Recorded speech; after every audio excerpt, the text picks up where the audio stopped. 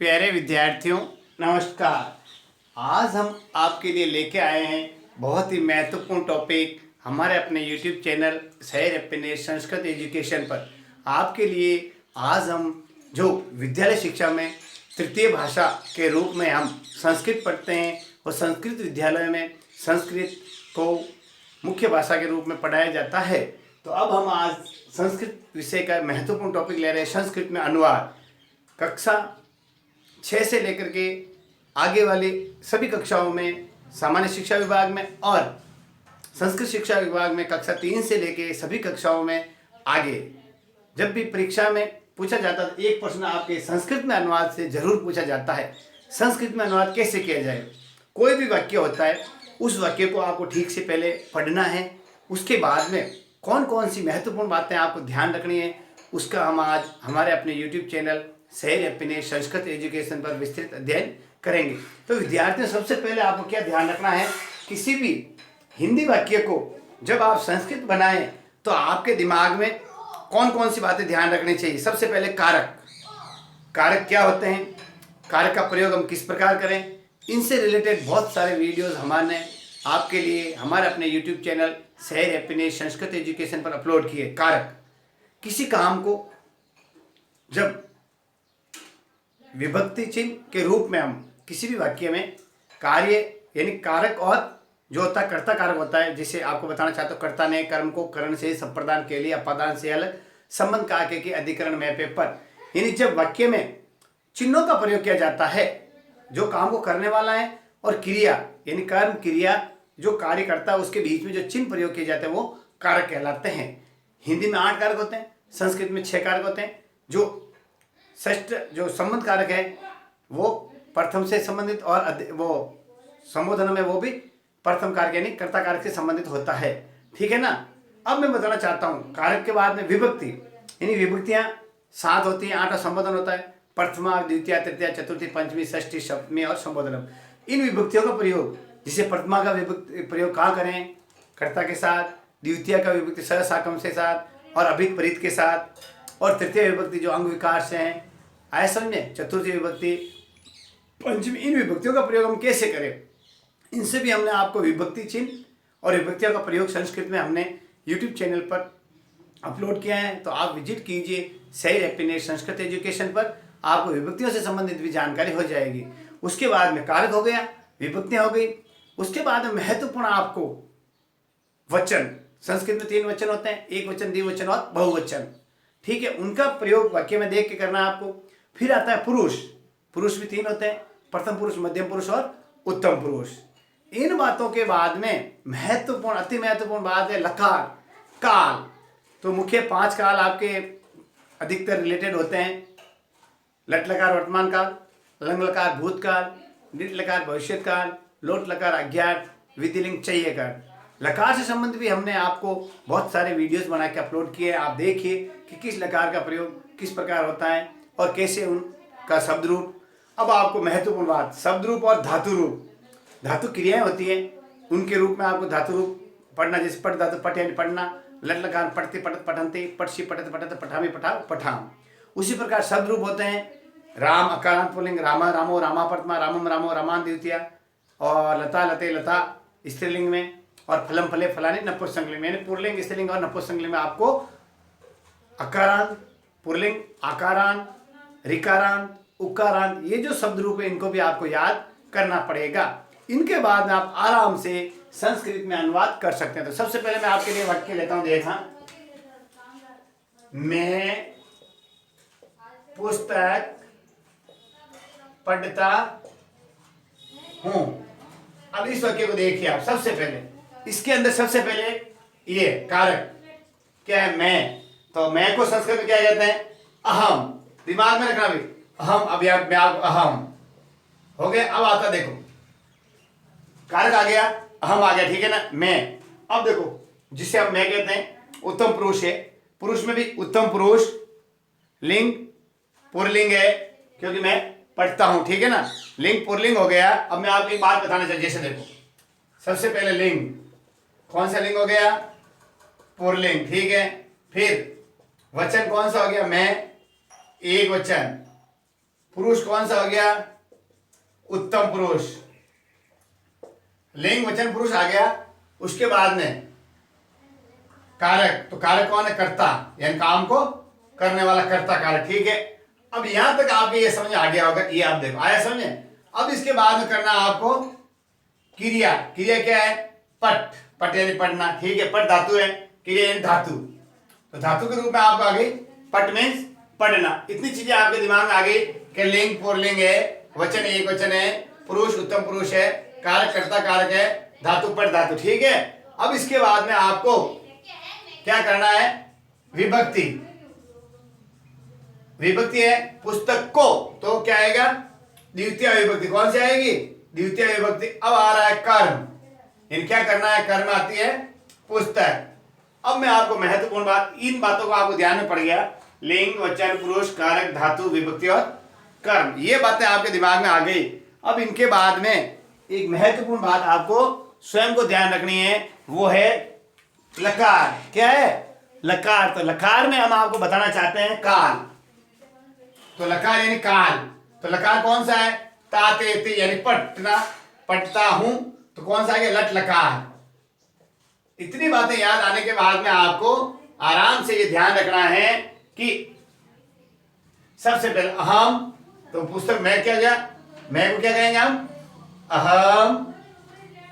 आगे अब देखो पुस्तक को, तो पुस्तक क्या है? नपुंसक लेंगे, फलम फले फलानी, फलम फले फलानी, द्वितीय एक वचन, द्वितीय एक वचन। क्यों? कि मैं एक वचन है। क्या ये देखो, मैं एक वचन है, तो जब कर्ता जिस रूप में होता है उसी रूप में विभक्ति का प्रयोग करेंगे। तो मैं है द्वितीय विभक्ति के रूप में पुस्तक का, तो पुस्तकम, तो अहम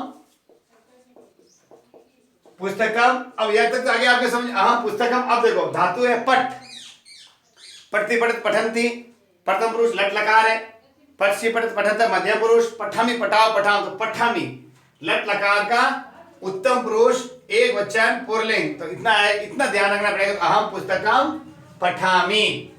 आगे आप इस तरीके से हम संस्कृत में जब अनुवाद करेंगे, तो मैं पुस्तक पढ़ता हूं तो होगा अहम पुस्तकम पठामी। अब मैं एक वाक्य और ले रहा हूं आपके लिए, ये इतनी बातें आपको दिमाग में रखनी है, तब जाकर के आपको ये समझ आएगा कि हम संस्कृत में अनुवाद कैसे करें। अब देखो महत्वपूर्ण बात एक और बताना चाहता हूं कि आपको लकार से संबंधित जो धातु रूप है और जो शब्द रूप है, ऐसा समझे, अकारांत इकारांत ऋकारांत, इनकी आपको विशेष जानकारी होनी चाहिए। जब आपको धातु रूप और शब्द रूप आराम से आ जाएंगे, याद हो जाएंगे, तो आप आराम से उनको सॉल्व कर सकेंगे। अब मैं आपको लेना चाहता हूं, देखो इतनी बातें आपके दिमाग में आ रही होती, जैसे देखो एक वाक्य ले रहा हूं, सीता ने पत्र लिखा। सीधा सामान्य वाक्य ले रहा हूं, देखो दूसरा वाक्य है सीता ने पत्र लिखा। अब इसमें देखो वही, सबसे पहले कर्ता कारक आकारांत स्त्रीलिंग, तो जिस तरह लता के रूप चलते हैं, सीता का क्या चलेगा? सीता। अब देखो ने, तो क्या सीता ने पत्र लिखा, तो क्या हो जाएगा? बोलो कर्ता कारक कौन सा है? काम को करने वाली कौन है? सीता। कौन है? तो हो गया सीता। अब देखो पत्र को लिखा, तो वही वापस द्वितीय विभक्ति, तो क्या हो गया? पत्रम। लिखा, लिख धातु देखो, लिख यानी लिखना, लिखा तो कौन से लकार में हो गया? लंग लकार है भूतकाल में। तो भूतकाल में क्या हो गया? भूतकाल में क्या चलेगा? जिस तरह पट धातु चलती है, अपट अपट अपटतम अपट, इस प्रकार जिस तरह हमने बताया अपठत, आया समझे? अपटत अपटतम अपटत, अब पटत की जगह अलिखत, तो क्या आ जाएगा? क्यों आएगा? कि लंग लकार है, लकार की पहचान लंग लकार की, तो लंग लकार प्रथम पुरुष एक वचन, तो क्या हो जाएगा? अलिखत। तो सीता पत्रम अलिखत। यह आपको अच्छी तरह समझ आ गया होगा कि हमने किस प्रकार इसका वाक्य, जो हिंदी वाक्य था उसका हमने संस्कृत में अनुवाद किया था। ठीक है ना? अब देखो देखो आगे मैं आपको लेना चाहता हूं, तुम सब दूध पियोगे। देखो महत्वपूर्ण देखना, तुम सब दूध पियोगे, तुम सब दूध पियोगे। अब देखो तुम सब तो कौन सा है? प्रथम पुरुष वह, वे दोनों, वे सब कोई नाम। मध्यम पुरुष तुम दोनों, और तुम सब। तो पुरुष कौन सा हो गया? मध्यम पुरुष। सबसे दिमाग ध्यान रखो, पुरुष है मध्यम पुरुष, ठीक है। वचन कौन सा है? तुम सब बहुवचन, मध्यम पुरुष बहुवचन। आगे पुरुष। लिंग कौन सा है? लिंग इसमें पियोगे तो पुल्लिंग। इसके बाद में आगे ध्यान, लिंग वचन। अब ले रहे हैं आपको लकार। लकार में कौन सा आ रहा है? गा गे गी आता है तो पीछे लिट लकार यानी भविष्य काल। धातु कौन सी है? पीना, पिब, ठीक है। कर्म कौन सा है? दूध। इस तरीके से आपको इतनी बातें दिमाग में रखनी है। तो स तो ते, सा ते ता, तत्ते तानि प्रथम पुरुष। त्वम युवा यूयम, तो यूयम आएगा। तुम सबको क्या कहेंगे? यूयम। अब आगे बहुवचन, दूध को क्या कहेंगे? दुग्धम। तो क्या लिखेंगे? यूयम दुग्धम। अब देखो आगे दुग्धम क्यों आएगा? कि दूध को, तो कर्ता ने कर्म को, तो दूध भी क्या है? क्या है? नपुंसक लिंग में आता है। तो यूयम दुग्धम। आगे बताइए आप हैं? पीना क्या कहेगा? बताइए।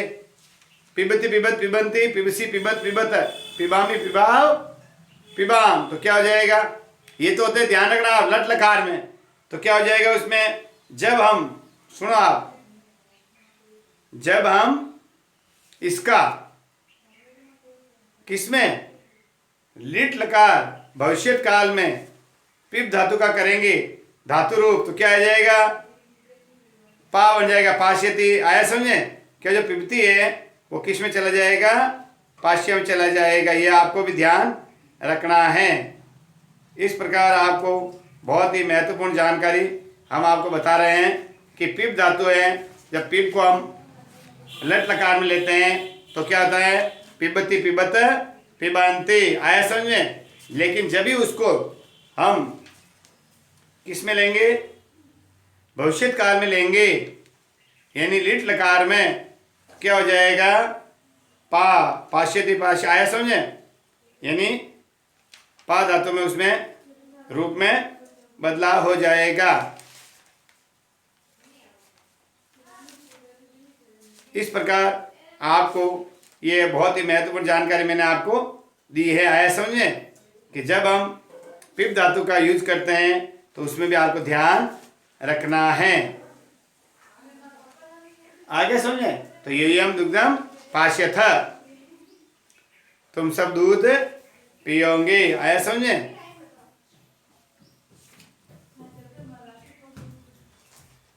इस प्रकार अब मैं आपको और बता रहा हूं, देखो और महत्वपूर्ण, जो आपके लिए बहुत ही उपयोगी है, ठीक है ना?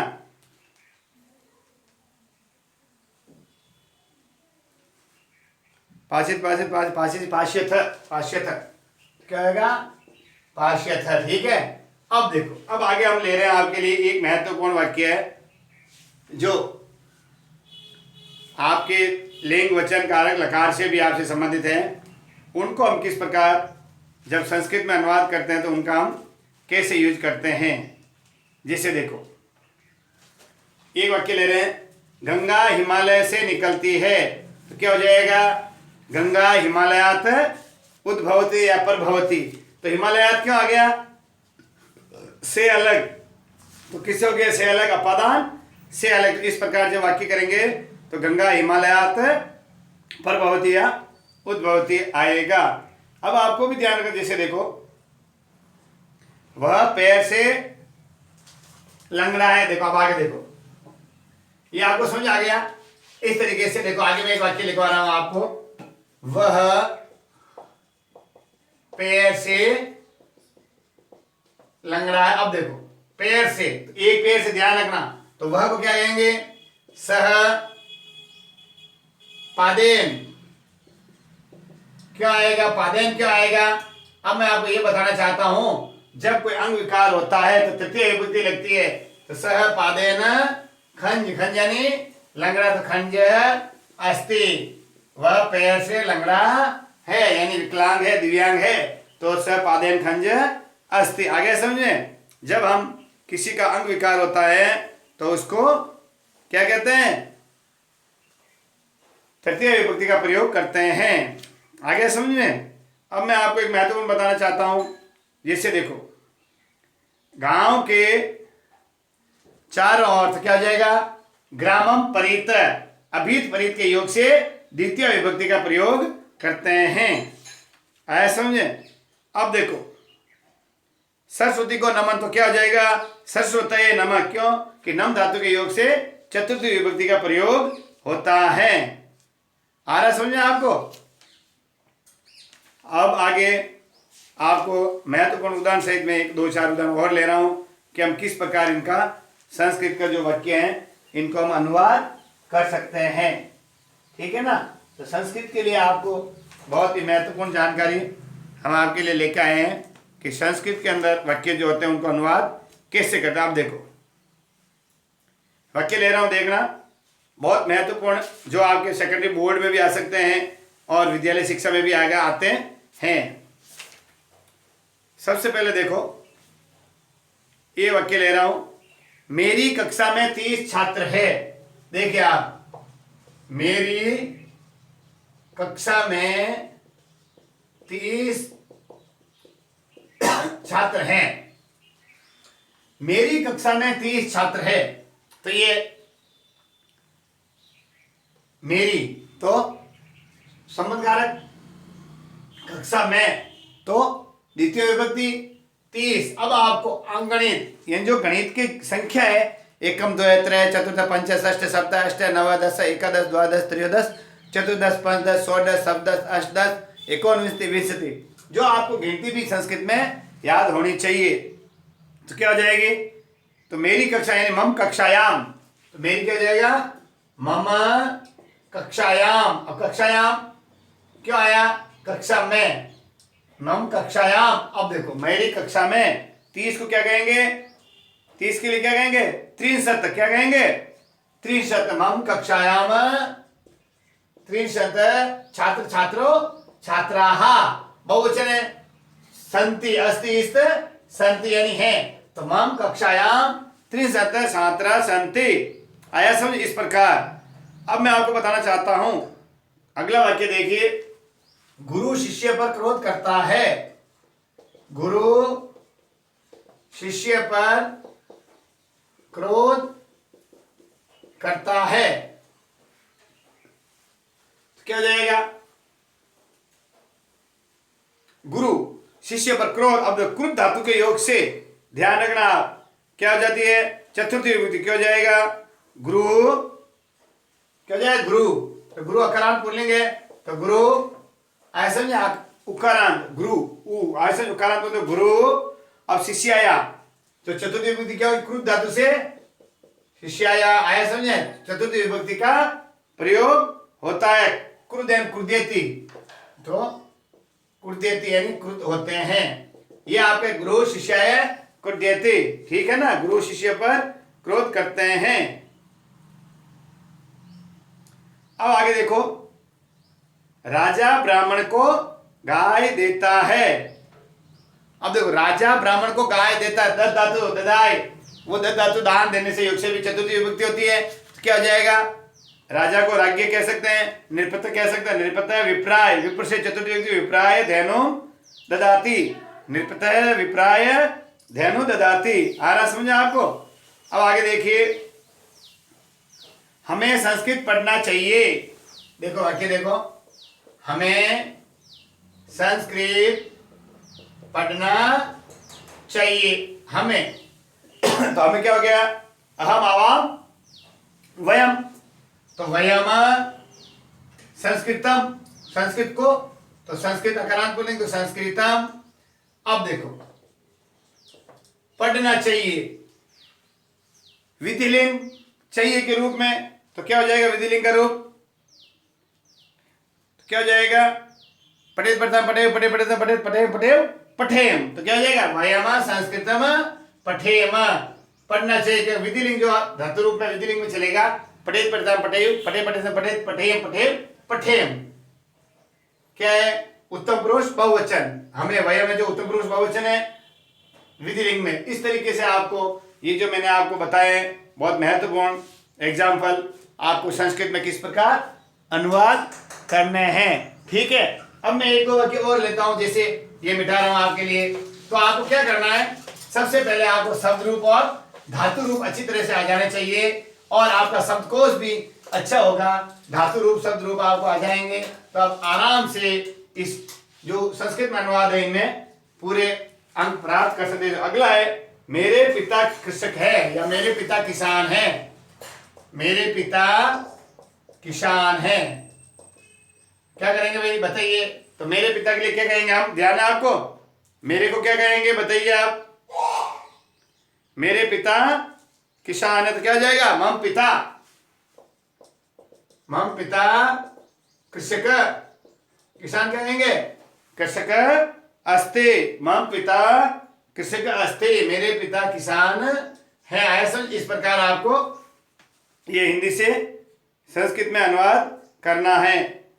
देखो, वह माता के साथ जाती है। वह माता के साथ जाती है। सह, सह साकम के योग से द्वितीय विभक्ति बनती है, तृतीय बनती है, बताइए आप ही। हमने इनसे रिलेटेड भी आपको बहुत महत्वपूर्ण जानकारी हमारे अपने YouTube चैनल शहर हैप्पीनेस संस्कृत एजुकेशन पर आपको अच्छी तरह से बता दी कि हम किस प्रकार जो शब्द होते हैं उनमें किसका प्रयोग करते हैं। स साकम से ध्यान रखना आप, कौन सा बताया मैंने आपको, स साकम के योग से कौन सी विभक्ति बनती है बताइए आप ही। स साकम समर्थ के योग से तृतीय विभक्ति बनती है। तो क्या हो जाएगा, स श तो वह पुल्लिंग होता है, लेकिन यहाँ जाती है तो सा हो जाएगा। सा मातृ शब्द के जो होगी तृतीय विभक्ति आएगी, क्या आएगा, तो मात्रा। मातृ शब्द की तृतीय विभक्ति आ जाएगी मात्रा। सह, वह गच्छति जाती है तो गच्छ धातु से गच्छति आकारांत इसलिए, लेकिन लट लकार प्रथम पुरुष है, प्रथम पुरुष एक वचन, तो गच्छ का गच्छति होगा। तो सह शा, सा मात्रा स गच्छति। ठीक है, अब देखो आगे मैं बता रहा हूं, अगला एक आपके लिए एग्जांपल ले रहा हूं। वृक्ष पर पक्षी है। वृक्ष पर पक्षी है, वृक्ष में पे पर, तो कौन सा हो जाएगा, अधिकरण। तो अधिकरण वृक्ष अकारांत पुल्लिंग है, तो क्या हो जाएगा, रामे रामे रामेशु सपनी होता है, लेकिन रामाय रामाभ्याम रामेशु रामात क्या हो जाएगा, रामात रामाभ्याम रामाभ्याम पंचमी है, लेकिन पंचमी क्या होता है, पदांश से अलग होता है। सप्तमी अधिकरण क्या होगा, यहाँ पे सप्तमी विभक्ति लगेगी अधिकरण में पे पर। अधिकरण सप्तमी विभक्ति रामे रामे और रामे शब्द होता है, तो जिसे वृक्ष भी अकारांत पुल्लिंग क्या हो जाएगा, वृक्षे। वृक्षे ध्यान रखना, क्योंकि मैं पे पर जब आता है तो वहां किसकी विभक्ति का प्रयोग करते हैं, अधिकरण कारण के हिसाब से सप्तमी विभक्ति का प्रयोग करते थे। क्या वृक्षे। अब देखो, पक्षी हैं बहुवचन है तो खगा अस्ति स्थ संति, अस्ति संति जो लट लकार में है तो वृक्षे खगा संति बहुवचन है ना। खग, खग एक पक्षी है तो एक होता था, यहाँ बिंदी नहीं आती थी, बहुवचन बताते हैं आपको खगा।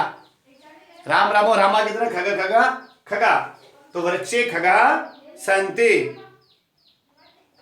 अब आगे देखो, मैं आपको बताना चाहता हूं, मैं कल यहां आऊंगा। मैं कल यहां आऊंगा, मैं क्या होगा, अहम। अद्य आज स्व क्या जाएगा, स्वः, तो अहम स्व अत्र यहां। अत्र देखो क्या है, ये ध्यान अव्यय, तो आऊंगा आनंद का क्या कहता है, आगत, लेकिन क्या हो जाएगा, आऊंगा। लिट लगा भविष्य काल है तो आगमिष्यति आगमिष्यत आगमिष्यत आगमिष्यसि आगमिष्यत आगमिष्यत आगमिष्यामि, तो क्या होएगा, लिट लकार यानी भविष्य काल उत्तम पुरुष एक वचन, तो क्या होगा, आगमिष्यामि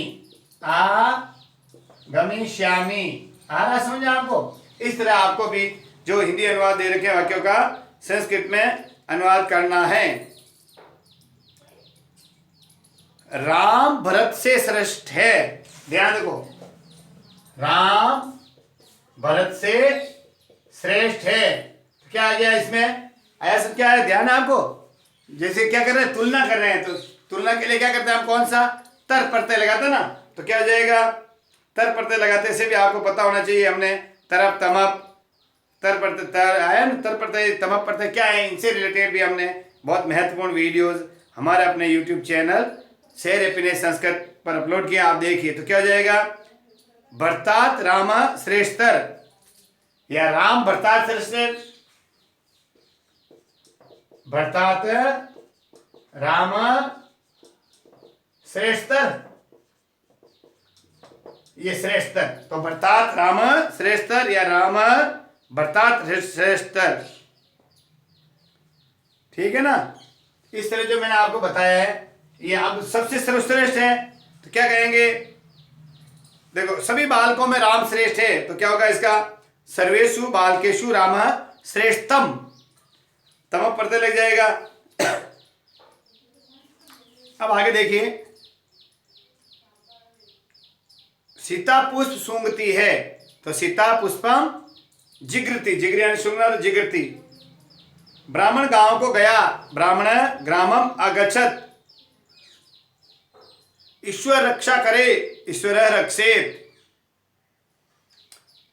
यह गोपाल का भाई है, तो क्या है? अयम गोपालस्य भ्राता अस्ति। ये जो मैंने आपको महत्वपूर्ण जो आपके लिए संस्कृत में अनुवाद बताए हैं, तो सबसे पहले आपको अनुवाद से रिलेटेड लकार यानी कारक का ध्यान होना चाहिए। कारक के बाद में विभक्ति का होना चाहिए, शब्द रूप, धातु रूप, पुरुष, लिंग, वचन, ऐसा समझें। और उसके साथ साथ महत्वपूर्ण है लकार यानी काल, किस काल से संबंधित ये वाक्य है, लट लकार है, लंग लकार है, लिट लकार, लोट लकार या विधिलिंग किससे संबंधित है, उनसे हिसाब से आपको शब्द रूप धातु रूप का चयन करके बनाना है। लेकिन सबसे पहले आपको वही कर्ता, ऐसा समझे, फिर कर्म और क्रिया, सब्जेक्ट, ऑब्जेक्ट और वर्ब, ये हिंदी और संस्कृत इस प्रकार चलता है। ये ध्यान रखना है आपको वाक्य में, इसी कर्म के हिसाब से आपको वाक्य का हिंदी से संस्कृत में अनुवाद करना है। आप सबसे निवेदन है कि इस वीडियो से ज़्यादा से ज़्यादा बच्चों तक पहुँचे। नमस्कार।